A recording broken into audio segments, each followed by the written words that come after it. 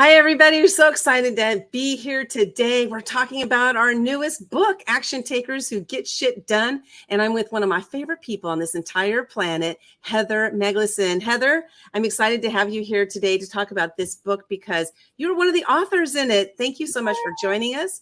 And today we're going to talk about your chapter. We're going to talk about how people can get a copy of it. Let's start with that right there. You can get a copy of the book at actiontakerspublishing.com/GSD. Go get your copy today. We're shooting for #1 international bestseller status, and you can help us do that by getting a $1.99 Kindle version. That's all we're asking you to do today. So Heather, first of all, I want to know, why did you decide to be in this book, Action Takers Who Get Shit Done? It spoke to me. It spoke to me so perfectly, so succinctly, because I consider myself a recovering perfectionist.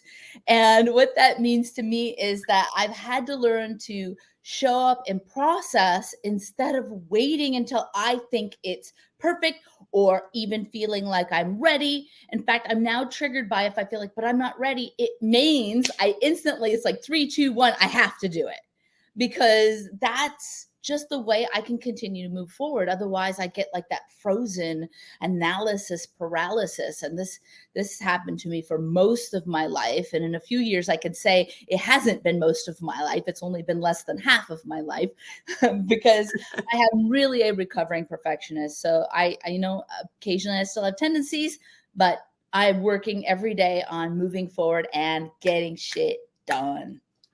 I love that. I love how you said, the tendencies, because even though we work on something and we get, maybe we've recovered from it. Let's just use this as an example. Maybe we've recovered from something, because I like to say I'm a recovered people pleaser, not recovering. I don't want to be recovering forever. I want to be recovered. But sometimes I slip back, and it doesn't mean that I'm not recovered. It just means that I have slipped back into it.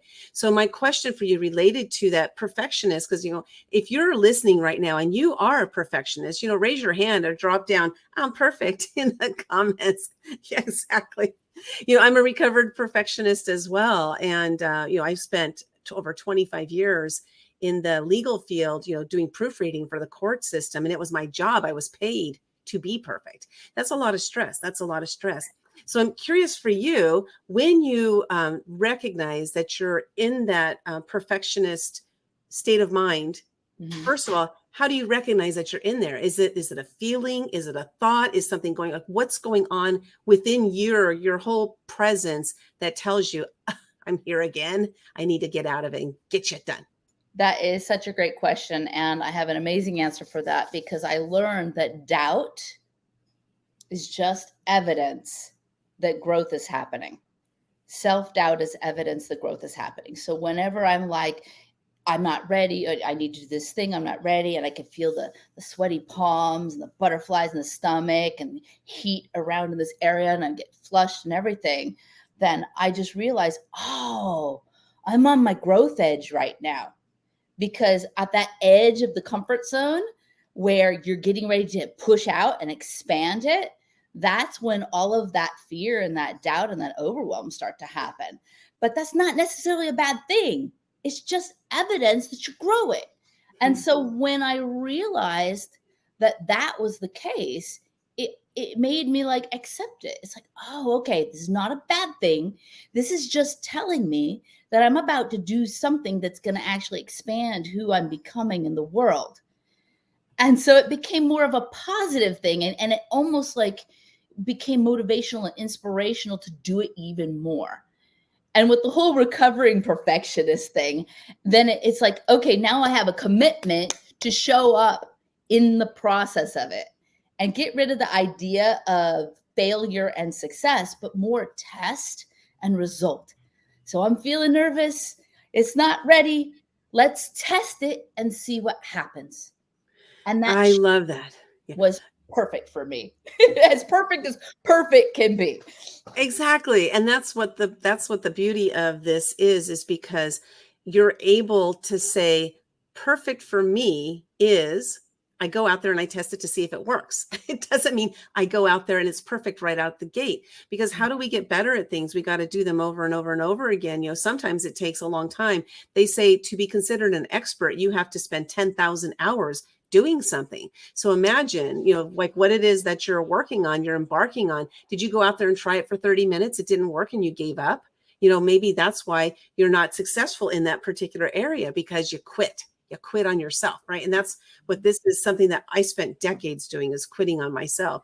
So, Heather, I look at you and I see this very confident, powerful, amazing woman, who's making, a huge difference in the planet. You do your shadow dance work, which we're going to talk about in just a minute. But so looking at someone like you, who is this, like, showing up, you show up as a very confident person. Were you always that way? I love this question. I run a podcast as well. It's my favorite question I ask people. And Title I of gotta say, there are some aspects. What? what's the title of your podcast before we go on? Ah, of course, it's Shadow Dance Edge. There we go. The Shadow Shadow Dance Edge Dance Edge. podcast. But now I'm a context-based human being. So there are things in my life that I've always had from my memory been confident at. My mom put me in dancing. So whenever it came to dancing, boom, no problem. As soon as the curtain opens, I am on stage and I am ready since the age of like 2 years old.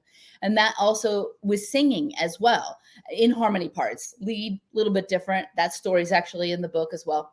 But yeah, so there are many things that I have had success and I have been able to show up as confident as. But we are complicated human beings. Yes. There are the things I want to be able to show up as an expert in that they maybe matter to me too much, like becoming an artist. I wanted to be seen as like a real professional artist, but I think I wanted it so much that it created all of this fear around being able to show up and getting people to like accept me that way, So no, to everything, no, it hasn't always been this way, but I had to test and see what would happen over and over and over again, not quit, right? There's so many times I could have, but I did. I showed up. And because of getting the results, my mind was able to be convinced that, yes, I am a professional artist now. I love that, because being a professional artist isn't about being perfect. And can you imagine, like, what was it like back in the day when they saw like Picasso, like, ooh, what a weirdo, right? Because it was so different probably from what they were used to at the time. And it's not like the Mona Lisa, or like everything in there does embody perfection, in our minds as humans. And so it's interesting, that word perfection. So we're talking to Heather Meglasson, and she is one of the authors in the book, Action Takers Who Get Shit Done. And Heather, I'm so excited again that you joined us in this book, because I just love you, your energy, and what you're all about. I met Heather in person at an event, about a year or so ago, just maybe a little over a year ago. And it was awesome to meet you in person. And then for you to join us in this book was so fascinating. So I want to talk about your chapter. Your chapter title is 3 Priceless Gifts You'll Surely Miss Out On If You Wait for Perfection. Now, we were talking about perfection now. We've already heard a little bit about that. But why the 3 priceless gifts? How did you come up with this? Because we don't realize that just very simple things could be seen as something that's a gift or valuable. And that's what trips a lot of people up in their world when they want something, but they don't think they're enough. They don't think they can do it. It's overwhelming. They don't even know where to start. And so by providing people with just that little bit of a mind shift, they might be able to realize they are ready, they do have what it takes, and it's simpler than they're making it out to be. Yeah. Sometimes it's easier said than done, though, right? Yeah, true. We're gonna share the first 2 gifts, and then the third gift, you got to get the book to find out what it is. Da, da, da. Okay, so the first gift is the gift of relatability. So share with us this. We were talking before we went live here, talking about the basically the gift of relatability of what you're going through in your own life right now. Yeah. So at the time of this interview, my stepfather passed away a week ago, and kind of left me in charge of my mom, who's going through Alzheimer's. So I had to get power of attorney and basically become a grown up and do grown up things. And in the past, when I talked about like my fear of Alzheimer's, my mother's fear is Alzheimer's, I thought I was the only one. I thought I was completely alone. And like in the chapter of the book, I share how I had to keep showing up in process on a stage and like tell that story. And then I realized that when I did that, and I wasn't showing up as perfect. I was showing up with somebody with all this fear around it and this tension around it. I found out so many people could relate to me and that story about having that fear of Alzheimer's. I truly had thought I was all alone, and that was like a huge piece that I was sharing that I thought nobody would get me, and I was wrong.